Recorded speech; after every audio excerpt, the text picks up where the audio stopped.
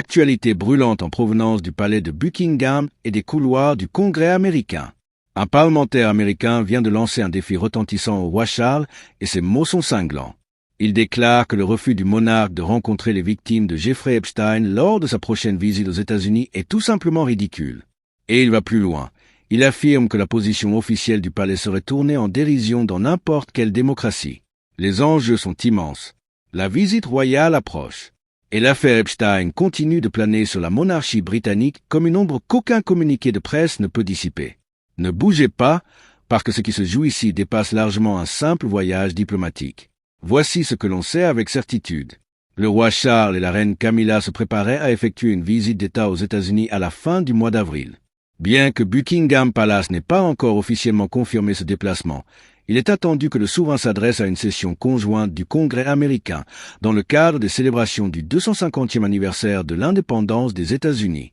C'est dans ce contexte que le congressman californien Ro Khanna, co-auteur du texte législatif ayant forcé la publication des fichiers Epstein, a adressé une lettre formelle au roi, lui demandant de rencontrer en privé les survivants des abus du financier condamnés. La réponse de Buckingham Palace ne s'est pas fait attendre. Le palais a décliné cette demande, avançant que le roi ne souhaite pas risquer de compromettre les enquêtes policières en cours au Royaume-Uni. Et c'est précisément cet argument que Ro Khanna rejette avec une force remarquable. Dans une interview accordée à la presse britannique, il a qualifié cette justification de ridicule, en des termes qui laissent peu de place à l'interprétation. Il a précisé que des garanties très claires avaient été offertes au palais. Aucun détail spécifique concernant le frère du roi, Andrew Mountbatten-Windsor, ne serait abordé lors d'une telle rencontre et aucune question embarrassante sur ce que la famille royale savait ou sur la fréquence des visites d'Epstein à la cour royale ne serait posée aux victimes. Malgré ces assurances, le palais a dit non. Et pour Khanna, ce refus est non seulement incompréhensible, il est politiquement suicidaire. Il a déclaré, sans mâcher ses mots, que la position du palais serait tournée en ridicule dans n'importe quelle démocratie où les dirigeants doivent rendre des comptes à leurs citoyens. Mais qu'est-ce que tout cela signifie concrètement pour le roi?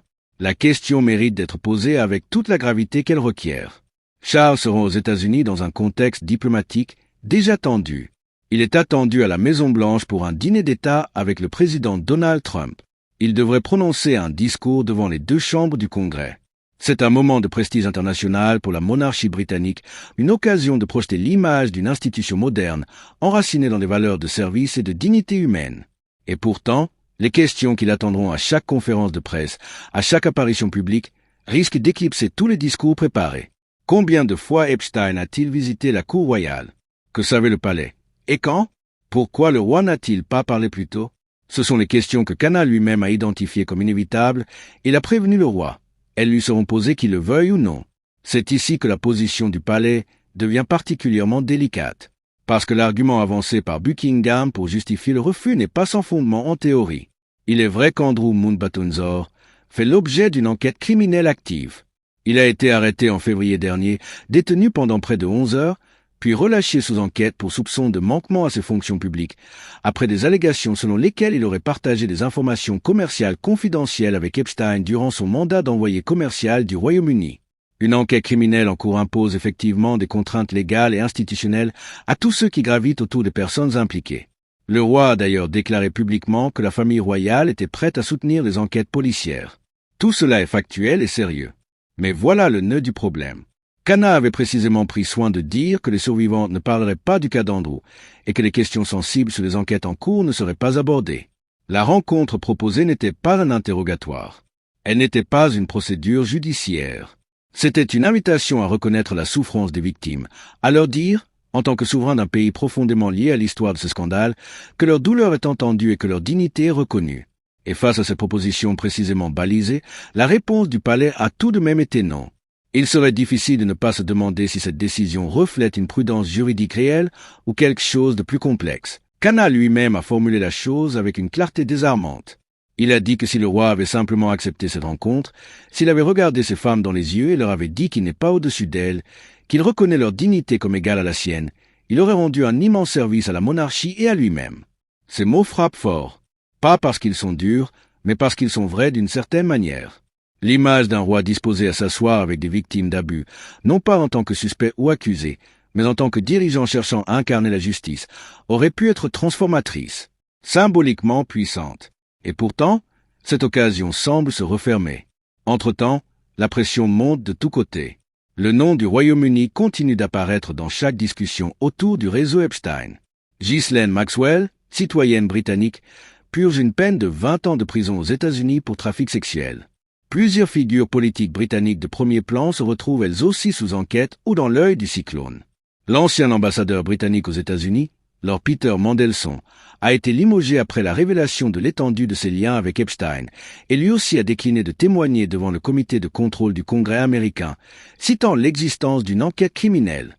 Le tableau d'ensemble qui se dessine n'est pas celui d'incidents isolés. Il suggère, du moins aux yeux de beaucoup d'observateurs, un réseau d'influence qui traversait les frontières, les institutions et les classes sociales. C'est précisément cet argument que Cana a développé dans sa lettre au roi.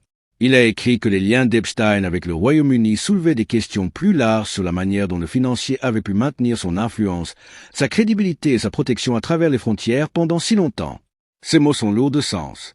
Et il pose une question que la monarchie britannique devra affronter tôt ou tard.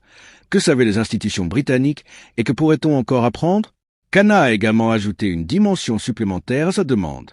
Il a dit que si le roi refusait de rencontrer les survivantes, il devrait au moins, lors de son discours devant le Congrès, reconnaître publiquement le scandale Epstein et appeler à la transparence et à la responsabilité. Ce serait là, selon lui, un minimum absolu. Et même cette option réduite reste en suspens, sans réponse officielle du palais. La question que tout le monde pose maintenant est la suivante. À quoi ressemblera cette visite royale aux États-Unis si le roi arrive sans avoir fait ce geste? Les journalistes américains ne seront pas aussi discrets que les correspondants royaux britanniques habitués aux conventions du palais. Les plateaux télévisés américains, les conférences de presse improvisées, les interventions sur les marches du Capitole. Tout cela constitue un environnement radicalement différent de celui dans lequel la monarchie évolue habituellement.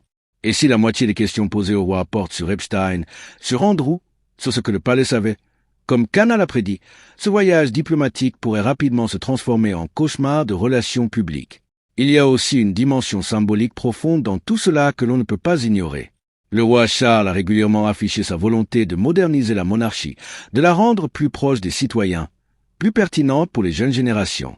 Cana lui-même a évoqué cette possibilité en des termes qui méritent d'être entendus. Il a décrit cette rencontre comme une chance pour la monarchie de montrer qu'elle est une force pour le bien commun dans le monde.